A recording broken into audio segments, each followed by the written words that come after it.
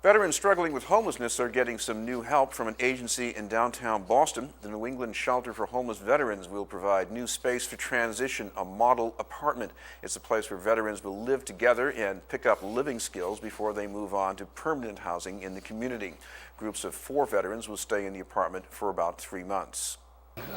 We find that sometimes our clients who do very well in the structured environment move out to, say, an apartment in Quincy or Brockton or someplace, and when the door closes, trouble begins. They become depressed. If they have a substance abuse problem, they may relapse, and they're not successful at living independently. And we feel that we can correct those deficits by teaching them the skills that they need for independent living.